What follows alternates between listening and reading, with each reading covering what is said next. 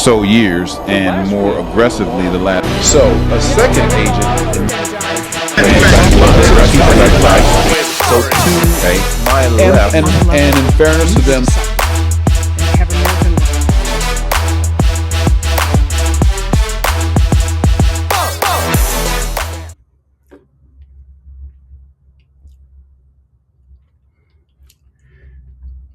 So what's happening, my friends and my countrymen? I bring you an episode that I really am not excited about, but has to be done because I was watching an episode of Breaking Points today. Breaking Points, Crystal Ball, a great way to get information. You can trust her. She's super knowledgeable. She's amazing at delivering information. She knows her stuff, and she's got integrity, which means she's one of the very few people in media that has that. But I was watching the episode today, and it frustrated the shit out of me because she started talking about this ballroom again, and it annoyed me because I don't think anyone sees what I see. So let me start by just showing you what they started with on the breaking point, or they not started with, but what they were talking about that annoyed me. Okay, here we go. This is Crystal and Sagar. Now, the show is great because there's a lot of great opinions. There's a guy named Ryan Grimm who's a reporter, considers himself kind of on the right, I would say. So 3 out of the 4 main people on this show are say they're on the right, but the quality of the show is high because of Crystal Ball. Now Ryan Grimm's amazing because he does a lot of intrepid reporting, and he's super conscientious, and he's a good, let me not say good, he is a human being that I can respect. He along with Hassan Piker went to Cuba on a humanitarian effort because America is starving them to death, even though he considers himself on the right, which is against the grain. But he's a great reporter. He brings lots of value to the show. Also, Sagar does not, in my opinion. He considers himself on the right, but in my opinion, he doesn't have that level of integrity. He just kind of had to admit that he made a mistake voting for Trump, which is absurd because if anyone was listening back in 2015, it was easy to see that he was an inhuman, narcissistic, sub-moral,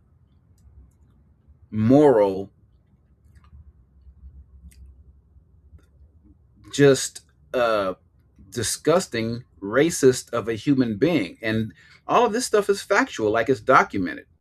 So the fact that anyone would vote for him in 2024 at this point, a decade later, knowing what we know about him, in addition, people on the right can call themselves conservative, but you voted for the guy who incited an effort to overthrow the government. So, yeah, no credibility. But anyway, everyone else I respect a lot on that show. Anyway, the point is that they started talking about this. They definitely would not have walked away from. So let me put D4 up on the screen first. We all know how friggin' obsessed Trump is with this damn ballroom, okay? Obsessed. It is literally, and I'm not saying this like generally, I'm saying literally by an analysis of his speech, it is the thing that he talks about the most. So originally Trump was like, oh, don't worry about it. This will all be funded by private donors, which has its own problems. But okay, it's not going to be taxpayer funds. So he says, oh, I don't have to go to Congress. Well, then he said, actually, I need $1 billion for this thing. So Senate Republicans have now officially ditched an effort, HuffPost writes, to fund President Trump's ballroom at the White House. Money for the Secret Service and the East Wing Modernization Project was omitted from a new version of Republicans' bill to fund immigration enforcement operations at the Department of Homeland Security. So this is what's called a reconciliation bill. They only have to pass it with the majority of votes. So Republicans have the majority in the Senate, so they should be able to get this through. So this is completely an intra-Republican fight. And what was holding this up primarily, there are a few other things, but primarily was this ballroom funding, where they did not want to do it. So now Thune has basically put his foot down and say, we're not appropriating $1 billion for your freaking ballroom. It's not going to happen. Yeah, I thought that one was significant, but I actually think D5, which I've been trying to shoehorn into the show because I agree with you about how big of a deal it is. Yeah. This was the biggest one to me. The administration has completely backed off this anti-weaponization fund for $1.8 billion after the announcement. And not just backed off, but has the entire Senate caucus effectively came out and was like, this is not happening whatsoever. Restrict it, to kill it. They even are going to codify it in legislation, saying that not only if they keep it off, that they're going to make it so that they can't create one in the future. Well, it's Democrats that are pushing that part because they've got, so reportedly Ted Cruz went on his podcast and was like, oh, I totally support this weaponization fund, sir. But there are a lot of Republicans, and he says about half the caucus that would vote against it. And so Democrats, sensing a divide and a weakness here, are wanting to push for, okay, let's codify it. Like, don't just pull this, don't just say, okay, we're not going to do it, we're not going to authorize it. Actually, and right now it's being blocked by a court, by the way. We're going to codify that no president, not Trump, not anybody else, can do this to make it uncomfortable for Republicans and force them to have to go on the record. But when's the last? Okay, so you're asking me what the hell annoyed me or bothered me about this episode. So I am going to tell you in a minute, because there are two important points that they mentioned. One is how the most salient thing on Trump's brain these days is the ballroom. Nonstop, 24/7. Okay, that's important. Remember that, file it away. Secondly, the $1.8 billion slush fund that he wrestled away from the IRS, but he didn't have to wrestle it. They just gave it to him because they're all corrupt, and he's the most corrupt human being that's ever existed. But table that for a second, okay? So, what else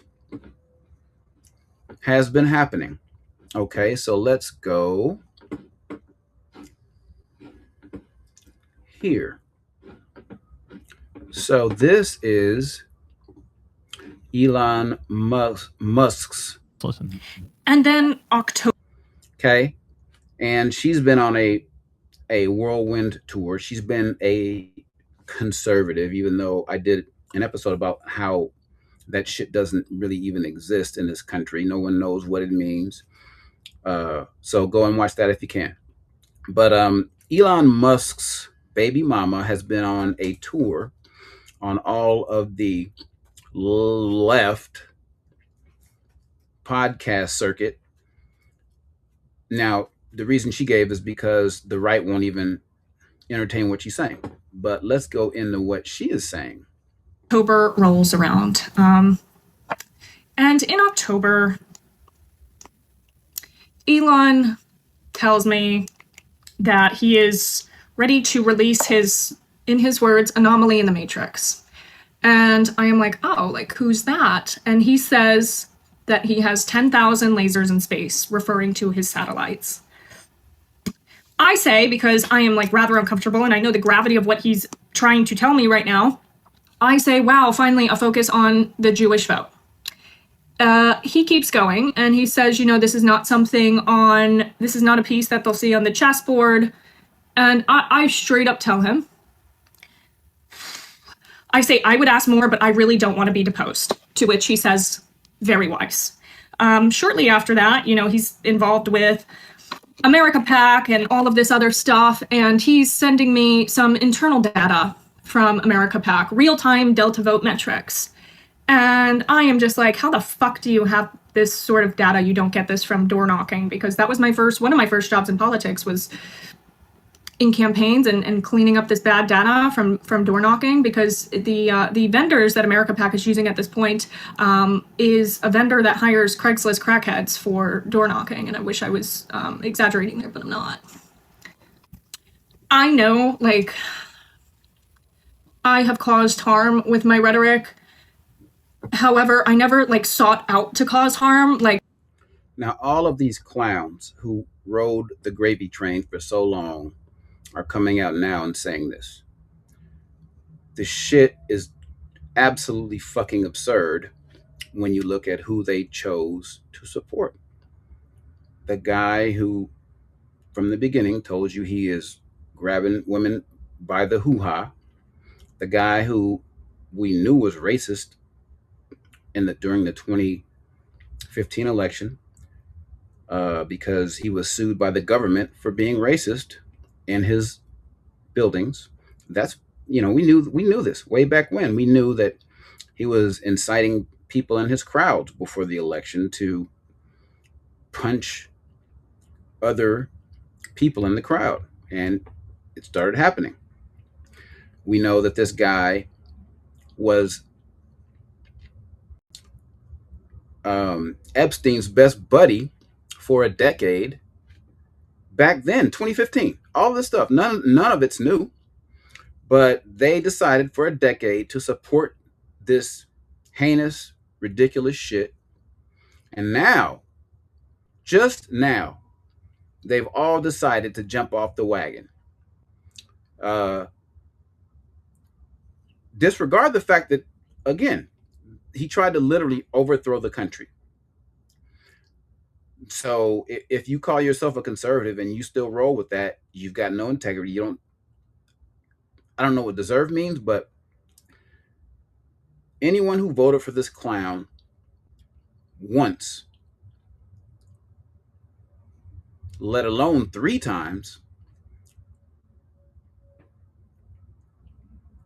I would vote for legislation for them to never be allowed to vote again. Because everything that's happened, I absolutely predicted from 2015.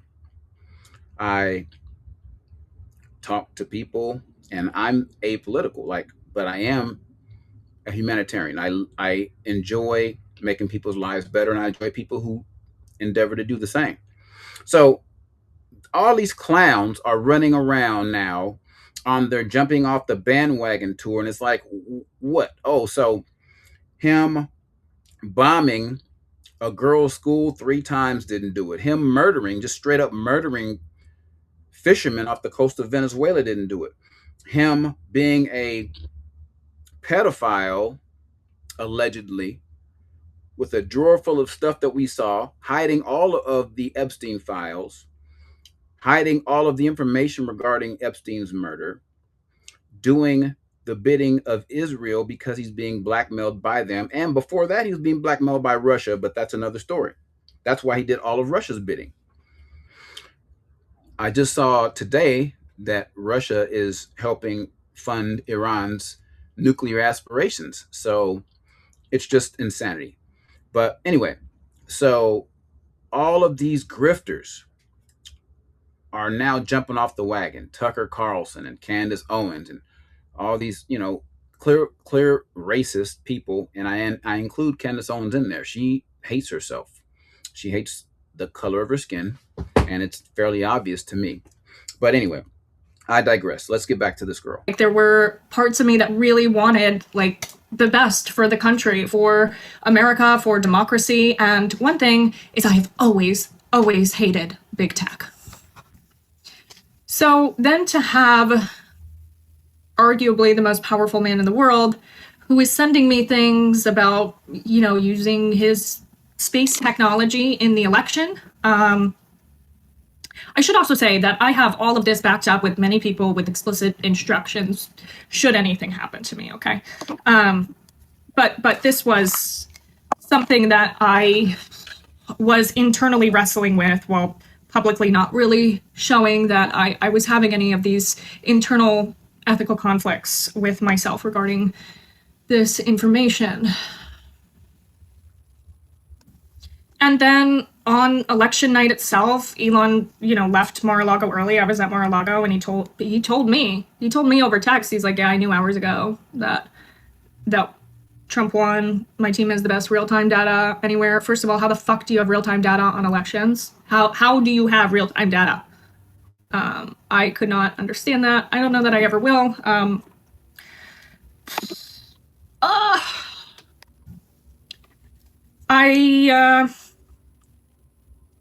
I saw some shit, guys. Like, I saw some shit, and I'm fighting really hard to keep my voice because I saw shit that impacts everyone. And if I was self-interested, I have been offered the self-interested deal to shut up and not talk about anything. But what I can tell you is I've not been offered certain deals just because I know that he's weird, okay? I saw some shit. So she's implying, if not outright saying there, that Elon told her that he fucked with the election and stole it for Trump. Okay, so she's saying that Elon told her that he fixed the election with his satellites. Now, I don't know if I buy it, but the fact that Trump and Elon have both on many occasions said they knew he won before he won. Trump has mentioned that if it wasn't for Elon, he wouldn't have won. And Elon has said that so much himself many times. So it's possible and possibly probable. But I never bought it, and I still am, I'm probably 70% on it. But regardless, I believe Trump believes that Elon did something to fix the election. So what does that do to make me annoyed? Well, let's go further. So Donald Trump, very much, he's going to go through a diatribe, but I think it's important because I'm going to comment on some of it. intent. They want very much to make a deal. So far, they haven't gotten there. We're not satisfied with it, but we will be. So yeah, so he's just saying that to keep the prices down so that he can attack them again, and so he can make some insider trading bets to make more money off of the American people. I mean, it's insane that people don't understand what he's doing, but We will be either that or we'll have to just finish the job. But their Navy is gone, as I've said 1,000 times. Their Navy is gone. Their Air Force is gone. Everything's gone, and they're negotiating on fumes. But we'll see what happens. Maybe we have to go back and finish it. Maybe we don't. Right now, I mean, you can speak to Steve Witkoff and Jared. They're doing a good job. But right now, I think it looks like they want to just make a deal. They want to. They have. I don't think they have a choice. so it's just unbelievably sad that anyone listens to anything he says, because I am of the understanding that he is incapable of telling the truth. And it's unbelievable that everything this dude says is a violation of public trust, aka a direct lie, and he doesn't care. No one cares. The right doesn't care, the left doesn't care. No one cares about the Constitution. But let's go further. They're just going back to the internet because they're getting clobbered. Their economy is in free fall. They have 250% inflation. Their money has no value. Their whole economic system is broken down. They thought they were going to outwit me. We'll outweight him. He's got the midterms. I don't care about the midterms. Look what happened last night. That was the prelude to the midterms.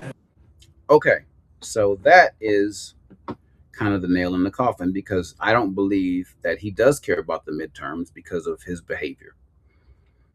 So let's get to the nitty gritty. Why did Crystal Ball annoy me today? Well, she annoyed me because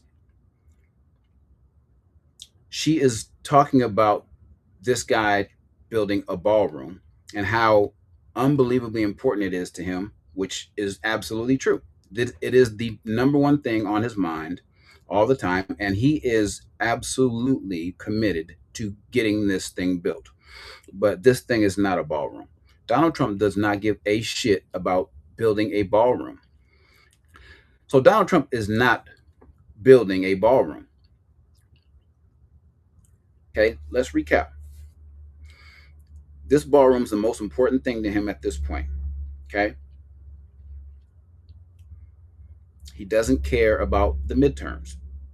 And that's clear by the fact that he is doing Israel's bidding and knows that America is fed up and has had enough of it. The economy is in free fall, and people have no idea what we're about to see in 2 weeks. The gas prices are going to go apeshit, and recovery from this is going to take millennia, meaning we're never going to recover from it. The new world order is that Iran is a world power now. So he knows that his approval rating is cooked forever. And he doesn't care. So why doesn't he care? Well, number one, Elon Musk, he believes, fixed the election. So his opinion is that this upcoming midterm election will not affect him. Now, why would he think that? Well, one likely scenario is, which I've held for a while, is that he cannot allow us to have these elections.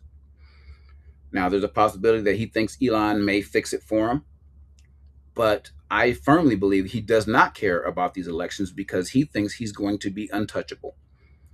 How can he be untouchable? Well, again, he knows he cannot let us have these elections because if we do, he is going to lose the House and the Senate, and he's going to get impeached, which means he will go to jail. Him and his entire group of thieves and murderers and criminals. He cannot let us have these elections. So there are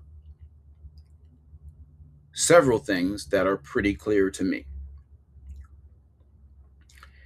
He does not intend to go to jail.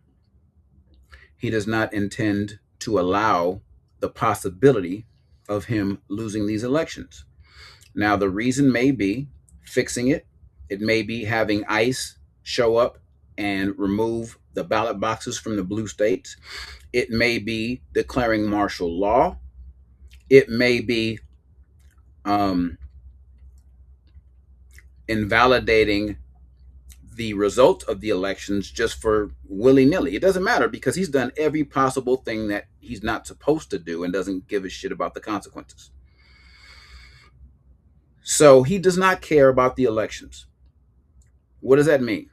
Folks, this dude is not building a ballroom. He is building a bunker.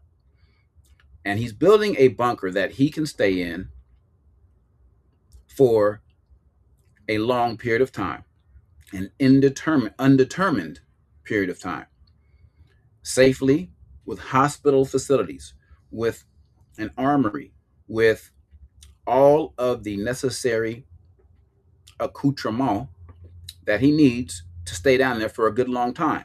Here is the crux of it. He is not building a ballroom. He is building a bunker. And he is building a bunker not to protect him from an enemy, not because he thinks Iran is going to bomb him somehow, not because he thinks Russia or China or any other number of countries, Greenland, Canada, whoever he was threatening, Cuba, are going to come and get him. He's not worried about that. He is not building a ballroom, folks. He is building a bunker to protect himself from us when he decides to do whatever he decides to do in November to disallow us to have the midterms. He is going to make sure that he and his immediate family are hunkered down and safe when the pitchforks and the flames come out. He is not building a ballroom. He's building a bunker to protect himself from the American people. Thank you for listening. I hope I'm wrong. All of this is alleged. I don't want anybody suing me or anything, but listen, I have not been wrong about one thing since 2015 regarding this clown, regarding us. Oh, I was wrong about one thing. I did not think we would reelect this guy after he overthrew or tried to overthrow the country, tried to he incited an insurrection against the country that people are supposed to be aligned with. So forgive me for that. But that's what I was talking about these right-wing clowns who are now on these apology tours. I didn't see it coming. Bro, anyway. The point is that you guys are missing the entire ball of wax. He's not building a ballroom. He's building himself a bunker to protect himself from us. Please do what you can to stop this from happening. He is committed, deadly committed. Oh, and that was the other thing. The $1.8 billion slush fund, that wasn't to give to these victims. Are you crazy? He doesn't care about those people. That was to help fund this ballroom. Remember, it was supposed to be paid for by private funds. Then he asked for $1 billion. Oh, hey, I got $1 billion. When I sued my own IRS, they gave me $1.8 billion. That was for the ballroom, aka the bunker, to protect himself from us. So rest easy, but do not rest easy, because worse is yet to come. Sorry about this. I hate to have to say it, but it is what it is. Have a fantastic whatever. Love you guys. Like and subscribe if you think anything I'm saying is worth hearing. Have a good one.